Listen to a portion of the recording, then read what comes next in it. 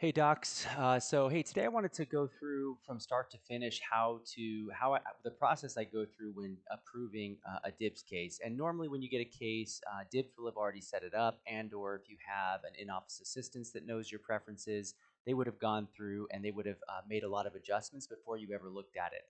But this case, I'm starting basically from the point that the software put the brackets on the teeth, so no adjustments have been made up to this point whatsoever. Okay. So what we're going to do is the first thing I'm going to do is I'm going to have the arches together. And I'm just going to look at the root tips in general. So use the Alt key and the right and left arrow keys. And what this will do is it'll help you to easily visualize where these roots are going to need to end up.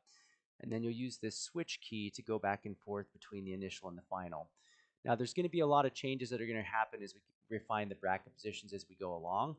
But in general, the first thing I want to do is I want to make sure that in this setup, the roots are going to end up pretty close to where I want them, and there's not going to be any major discrepancies there. So I'm going to continue to use that Alt key and the right and left arrows, and we're going to move those roots like you see here. And then we'll move this guy here. You can see that bracket position is definitely off. We'll adjust that in just a minute. But initially, we just want to get these roots in the right location.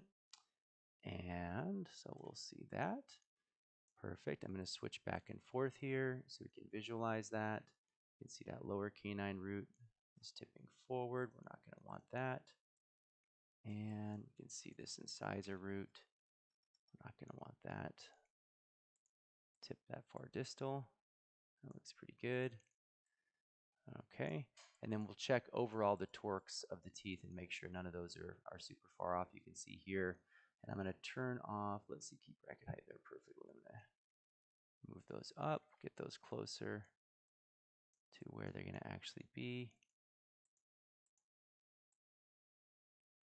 Looks good. You can see here that could probably go a little bit more. I'm just going to scroll back and forth. See the torque on those is showing a lot more than it's actually going to correct or move. All right. So that is looking pretty close. We may need some additional torque on this canine here based on where it's starting. Same thing with this canine here.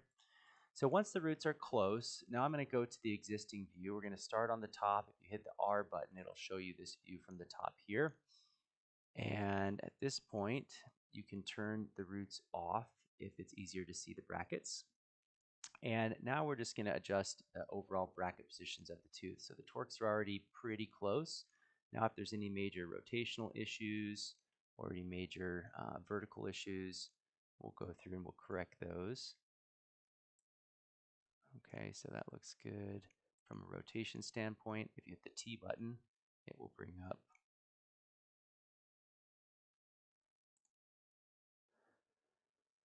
the lower arch. And again, most of this stuff would have already been done. But again, there may be an occasion where you need to adjust a brace. And so I want you to be able to know how to do it from start to finish.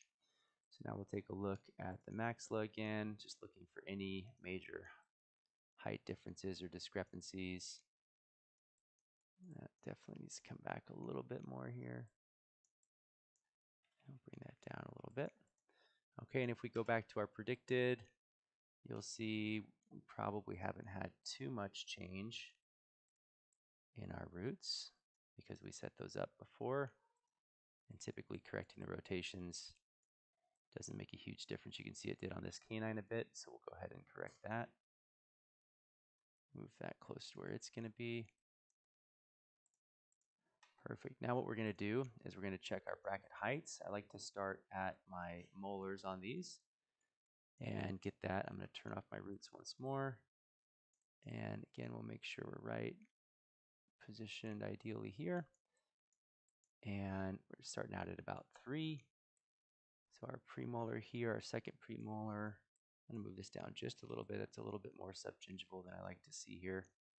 I usually try to stick with only about 1/2 millimeter.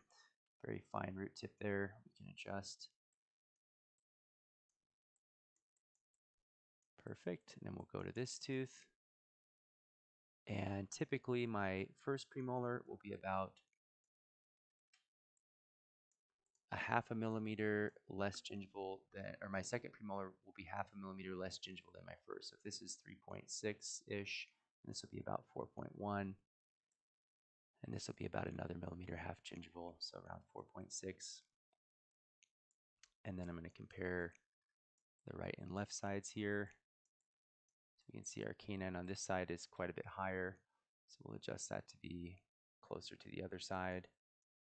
Our first premolar here, I'm going to adjust those to be pretty close to the same on both sides, and same with the 5s and the 6s. Now you'll visually confirm this because it isn't always the same. With if there's wear on the cusp tips, it can affect that reading. But overall, you want to get this pretty close from right to left. Centrals are going to be a little bit more gingival than the laterals. All right, then we'll check the bottom here. This seems to be pretty high up. A lot of times, and I'll show you this, a lot of times the software will upright the roots of these 7s and it'll bring them mesial on the bottom. So a lot of times I'll find myself reintroducing that curve of SPI on the lower to make it easier to settle the 7s. So let's go back to our existing here. We'll get that close to where that needs to be. And we'll get this guy close there. Pretty much going to line up those slots. Those marginal ridges look pretty good. Same thing on the lower. This is going to be, the first premolar will be about half a millimeter in general, more gingival than the second premolar. Second premolar, a little bit more gingival than the first molar. This canine obviously is malformed, so we're going to have to visually look at that afterwards. I'm going to move my incisors down just a little bit. They should be pretty close to the same. Bracket height, again, the edges of the teeth will sometimes skew that. 4.5 on both sides-ish. And move that down to about 4. This one down to about 3.5. And looking at our molar right to left, those are pretty good. And the 7s are lined up there as well. Okay, so now what we're going to do, we're going to go into the predicted view. And what I'm going to do first is I'm just going to look at the teeth overall and where they're moving and how they look. You can have the roots on or off when you do this. Oftentimes I'll turn them off so I can get a good look at just the crowns of the teeth. I can see here that that is going to need a little bit of mesial crown tip. I'm also looking at and you can turn your roots on to confirm that that didn't mess anything up either. A little bit distal crown tip on that guy. All right, and looking at the heights from right to left. A little bit of tip here. And these are your more fine-tuned adjustments now. You can see here the smile arc is getting a little bit flat in that area. So I'm going to move those down and grab my canines and move those up a little bit. That's not too bad. That premolar's down a little bit compared to the rest there. That's looking pretty good. Now we'll check for rotations and torque concerns. So for rotations, you can see here, you can hit this teeth button. This will rotate the bracket on the tooth. So you can line up any rotations that you need to. I'm always looking at the buccal and the palatal cusps to get an idea of where that should be. And then if ever the torque visualization is not what you think it's going to be, you can hold that Alt key and you can torque these out a little bit. And then we'll look at the rotations themselves. So here you can see that the central is a little bit rotated relative to the lateral. So if you hit the rotation button, it'll move the brace on the tooth. And sometimes that'll correct the way that this rotation looks. But with these centrals being fairly flat, a lot of times what you'll do is you'll need to hold the shift key and then you can rotate those like so. And what that's doing, I'll show you here, is it's actually just changing the way that that brace fits on the tooth. So if you hit the shift key, you'll see that brace isn't going to really move at all. It's just going to change the orientation of the bracket placement on the tooth. So you will create like a custom base here where the bracket is off the tooth on one side, but that will allow you to fine tune your rotation corrections. And again, a lot of times we'll just visualize this torque of where that's going to be to allow us to finish those rotation corrections. Again, holding the shift key there. And then looking at the bottom teeth, same idea. We'll first take a look at any obvious rotations. So premolars are looking pretty good. We could rotate that back a little bit more. That's looking pretty good. And we can see our bracket heights. We can see our angulation of the crowns there. Again, you can turn your roots on if you're ever concerned that it's a tooth wear issue versus a actual root position issue. So that looks good. That's looking good. You can see that malformed tooth, and you'll have to line that up depending on what you want to do with it. If you're gonna keep it like this, if you're gonna bond it or restore it, you can move it down. And you can see these are torqued up just a little bit more than they're typically going to be in the mouth. I'll look at these palatal cusps and line those up, because when you finish your cases, you'll notice that they're going to sit within the bone the same way, and those are going to be lined up. This guy here, you can see needs a little bit more tip here. You turn the roots on and off again just to make sure that nothing is significantly out of whack when you're adjusting these. So that's looking pretty good. We'll check out the rotations here again. Same idea here. You can see the bracket is pretty much in the middle of the tooth, maybe not completely. You can rotate it, get it all the way to the middle of the tooth, but if that doesn't correct the rotation completely, then you'll hold that shift key and you'll hit that rotate button again, and you'll see it'll create that custom base and allow you to get these rotations worked out completely. So I'll usually do up to about 5 clicks. Once the tooth is in the middle, rotating it, I'll hold shift, and I can do up to about 5 clicks before I worry about that bracket coming off so much that it'll cause a bonding issue or bonding failure in the mouth. So that's looking good. We'll put them both together again, and you can see that the midlines are off now, so we'll want to correct that. What I'm going to do is grab this tooth here, and I'm going to just move it. As you move it, it's basically sliding all the teeth along the arch wire. If you go too far, you can grab the other side and move it back, or until you get it right in the middle where you want it. And looks like that's fitting pretty well. Again, I'm just going to play this back.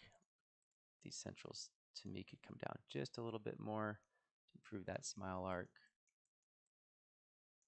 If ever you see this spacing that you don't want here, it's an artifact from the tooth section. You can grab all the teeth, hit the control button, and then move the arrow key, and you can eliminate those spaces. It just helps you to visualize the teeth a little bit better. Obviously, it's not changing anything as far as bracket position goes. And you could do the same thing on the bottom if you wanted to, or if you wanted to simulate IPR, you can do that the same way. You could move it even further. It'll allow those teeth to collide. So shift and then control. Shift to highlight groups of teeth, and then control to close those spaces. So hold that control. You can move that forward. Again, this is just to visualize what your teeth are actually going to look like in the setup. It's not actually changing anything about your setup or the way the teeth fit together. So that's looking pretty good. I'll look at these heights here. It looks like it could go up just a little bit and down just a little bit. And I like to visualize this about a 7-degree angle, because ideally that's what we're going to be looking at when we look at the patient. So I'm going to grab all these and bring them down just a little bit more. All right, that's looking good. Okay. And then, once I have things dialed in pretty well with the occlusion, the aesthetics, I'll just check the bite at the end.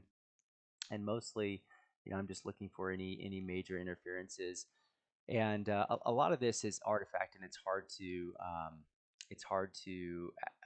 actually get an accurate visualization of what's actually going to happen in the mouth. So, for instance, like here, you can see that may be just some IPR that needs to be done to eliminate that interference. You can adjust the bite, and you can kind of see, how much of a difference that makes. You can see that clears that out.